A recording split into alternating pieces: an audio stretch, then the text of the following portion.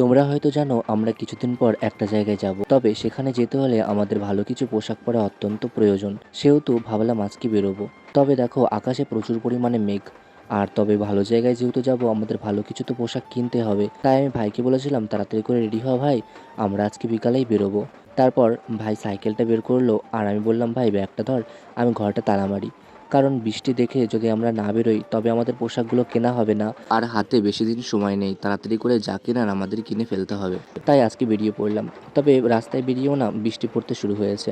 যাই হোক তাড়াতাড়ি করে বাজারে তো পৌঁছে গেছি। আমাদের বাজারে মোটামুটি ভালো পোশাক আছে, তবে সেগুলোর দাম অনেকটাই বেশি, তাই দূর থেকে গিয়ে একটু কেনার চেষ্টা করি। ভাইকে বললাম ভাই চল, গাড়ি যখন পাচ্ছি না একটু বাসে করে যাই, কিছুদিন পর তো কলকাতা যেতে হবে, ভয় পেলে হবে? উঠবো না বলার পরেও মনে সাহস নিয়ে ভাই বাসে উঠে পড়লো। বলেছে। এরকম করেই ভাই যদি মনে জোর নিয়ে অনেক কিছু করে তাহলে ভাই অনেকটাই পথ এগোতে পারবে বা অনেকটাই সফল হবে। যাই হোক আমিও ভাই যাতে মনে জোর পায় সেই সমস্ত কথাগুলো বলাবলি করছিলাম ভাইয়ের পাশে বসে। দেখো, ও গাড়িতে উঠতে যেহেতু সমস্যা হয় ও তো অনেক ভয় পাচ্ছিল। যাই হোক বাসে উঠলাম বলে আমাদের ভাড়াটাও একটু কম লাগলো। তারপর ভাইকে এটা সেটা বলে ভাইকে বুঝিয়ে নিয়ে যাচ্ছিলাম। বাস থেকে নামার পর বললাম কিরে ভাই কেমন লাগলো? বললো দাদা ততটাও সমস্যা লাগছে না। যাই হোক ভাইকে একটু একটু করে বাসে চড়িয়ে বাসে চড়ার অভ্যেস বানাতে হবে। যেহেতু আকাশে খুব মেঘ সেহেতু গাড়ি থেকে নামার পর যে দোকানটা সামনে পেলাম সেই দোকানটাতেই বললাম ভাই চল এই দোকান থেকেই কিছু পছন্দ হয় নাকি দেখি। সবার প্রথমে দোকানে আসার পর বেশ কয়েকটা জামা দেখে নিলাম। তারপর অনেকগুলো জামা পছন্দ করার মধ্যে কয়েকটা জামা ভাবলাম যে একটু পরে দেখি কেমন কি লাগে। তারপর বেশ কয়েকটা জামা আমি একটু পরে দেখলাম, জামাগুলো পরে আমাকে কেমন লাগছিল তোমরা একটু জানিও। তারপর একটা পছন্দ করে নিয়ে নিলাম।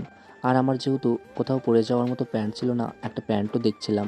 ওদিকে ভাইয়ের মনটা একটু খারাপ, কারণ ভাইয়ের যে ধরনের পোশাক মানে ভাইয়ের যে ছোট সাইজের পোশাকগুলো এই দোকানে নেই, এখানে নাকি শুধুমাত্র বড়দেরই আছে। সেহেতু অত ঘাটাঘাটি না করে আমি যেটা আমার পছন্দ হলো একদম বাছাবাছি না করে নিয়েই বেরিয়ে পড়লাম। এখন আমারগুলো তো কেনা হয়েছে, এখন যেতে হবে ভাইয়েরগুলো কিনতে, কারণ ভাইয়ের তো মুখ ভার হয়ে গেছে। আসলে দোকানের বাইরে থেকে দেখে বোঝা যাচ্ছিল না যে এখানে ছোটদের পোশাক নেই। ভিতরে গিয়ে যখন আমরা দেখলাম বললাম তারপরে বুঝতে পারলাম। যাই হোক এখন ভাইয়ের জন্য দোকান খুঁজতে হবে। ভাইয়ের জন্য জামা কিনবো বলে বেশ কয়েকটা দোকান ঘোরাঘুরি করে খুঁজছিলাম, সত্যি পছন্দ মতো পাচ্ছিলাম না।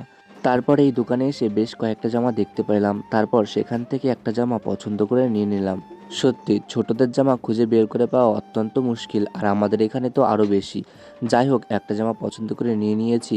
আমাদের সমস্ত বাজার করতে করতে সন্ধ্যা লেগে গেছে। ভাইকে বললাম তোর জামাটা পছন্দ হয়েছে তো? বললো দাদা হ্যাঁ পছন্দ হয়েছে।